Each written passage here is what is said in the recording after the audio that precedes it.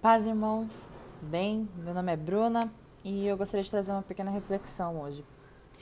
Bom, eu vou falar hoje um pouco sobre mentalidade de Cristo, né?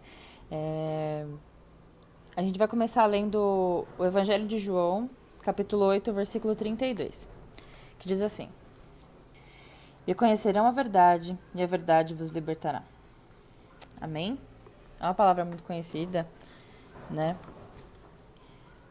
Mas o Senhor, enquanto eu questionava o Senhor acerca do que eu deveria trazer, da reflexão que eu poderia trazer, o Senhor ele começou a enxergar meu coração em alguns assuntos, né? Mas o que mais chamou a minha atenção, e eu creio que é onde o Senhor gostaria de trabalhar hoje, é com relação à prosperidade, né?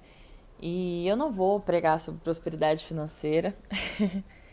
eu Mas o Senhor me fez algumas questões e eu gostaria de trazer isso para a nossa realidade.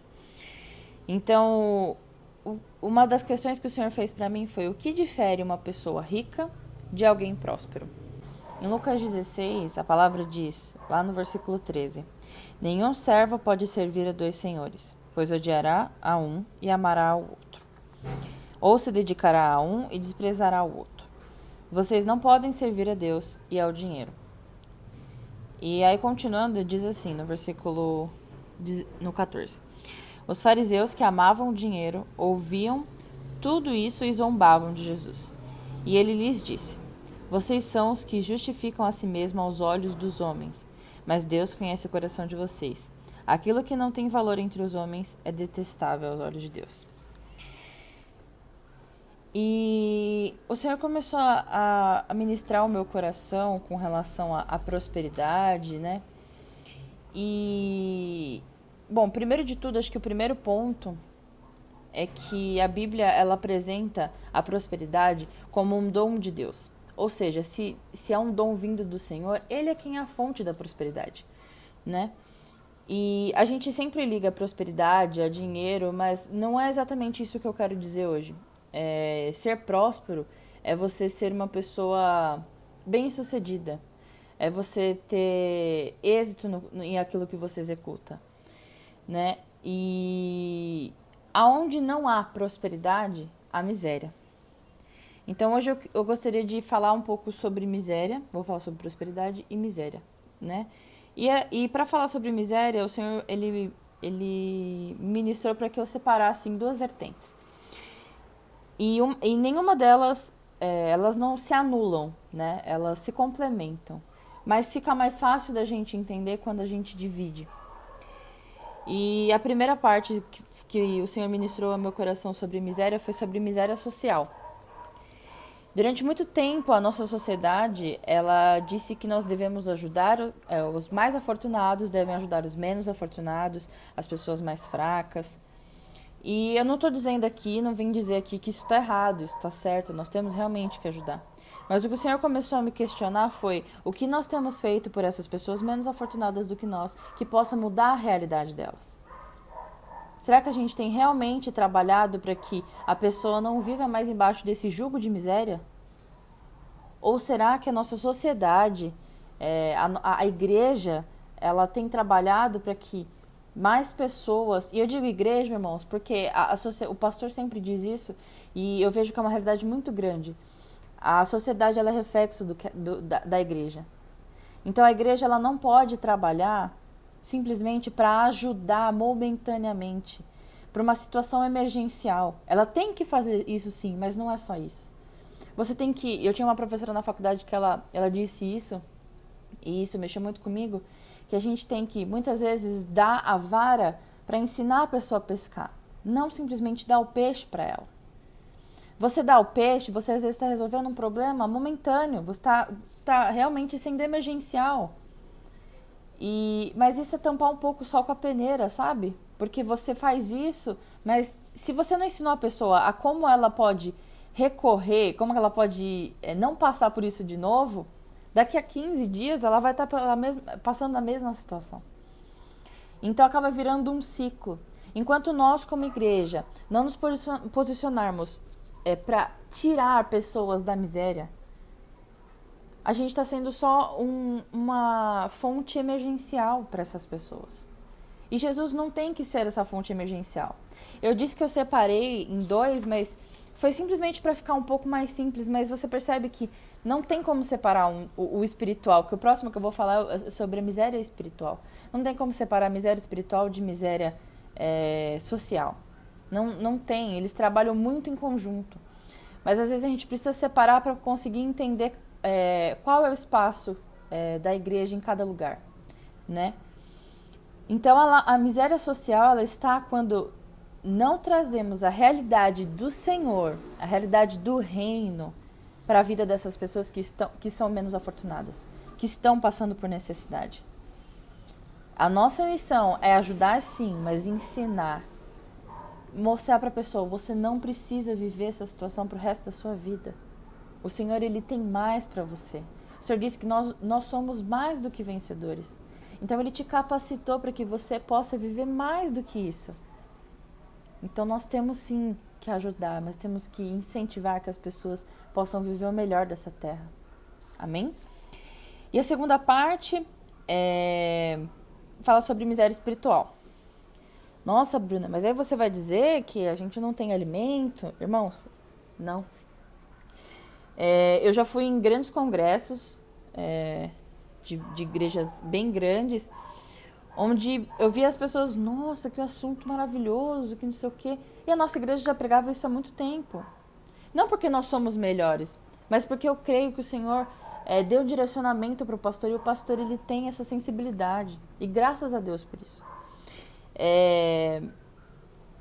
Mas quando a gente fala sobre miséria espiritual, e aí eu vou trazer um pouco o que o Senhor foi ministrando no meu coração para ficar um pouco mais fácil de vocês entenderem, porque, irmão, tá que não é fácil. Pelo menos para mim, o Senhor às vezes ele vai falando tanta informação que eu fico, Jesus, calma. E eu espero que o Espírito Santo possa ministrar o seu coração e trazer o entendimento que ele trouxe para mim.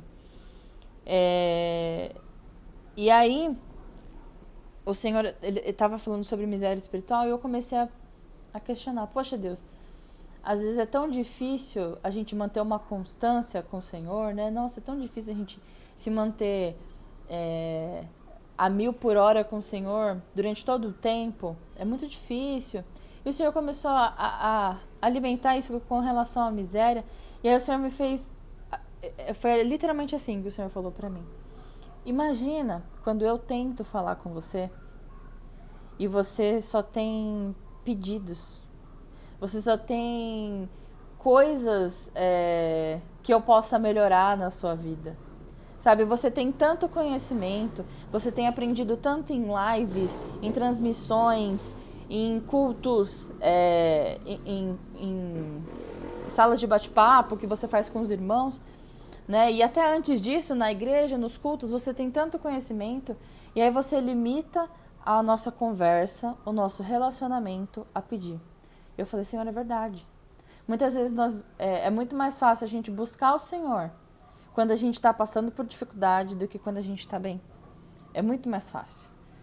E isso só acontece porque nós temos essa mentalidade de limitarmos o poder de Deus.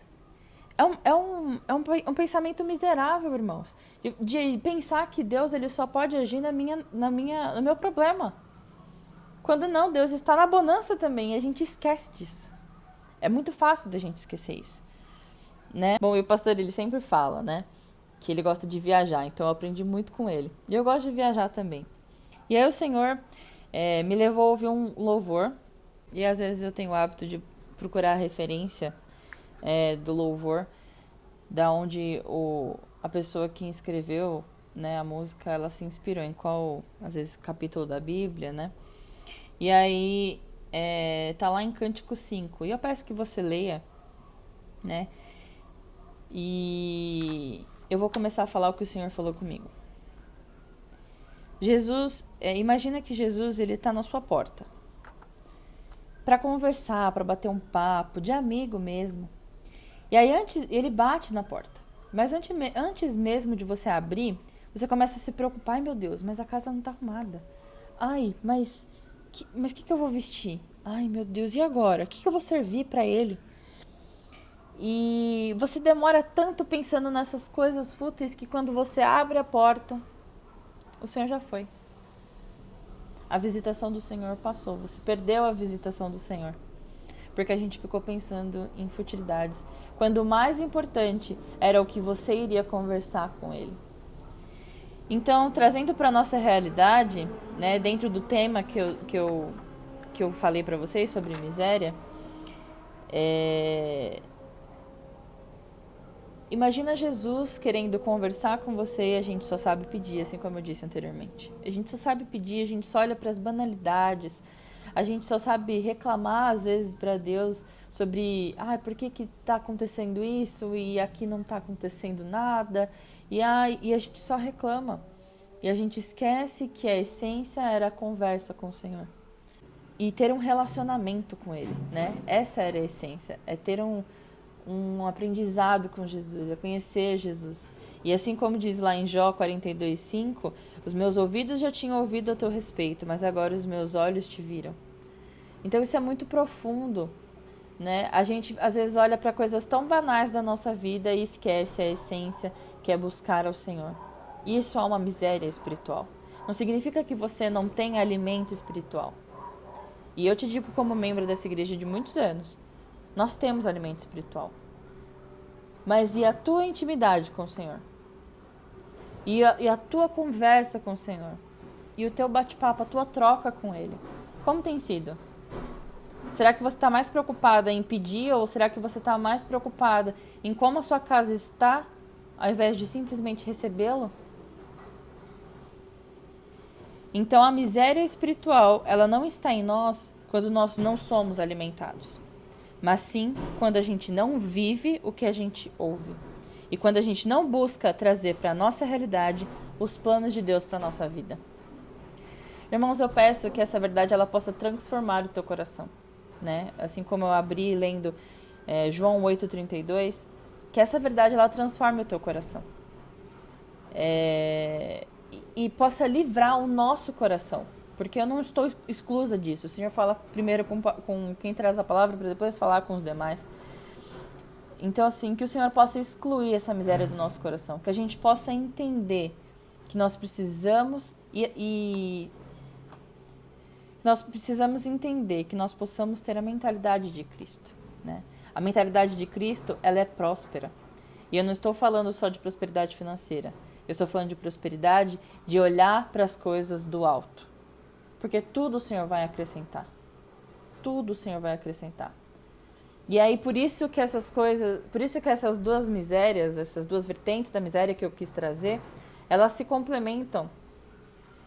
É porque quando você vive isso intensamente, você quer passar para as pessoas. Quando você é próspero espiritualmente, você quer que as pessoas ao seu lado sejam prósperas também.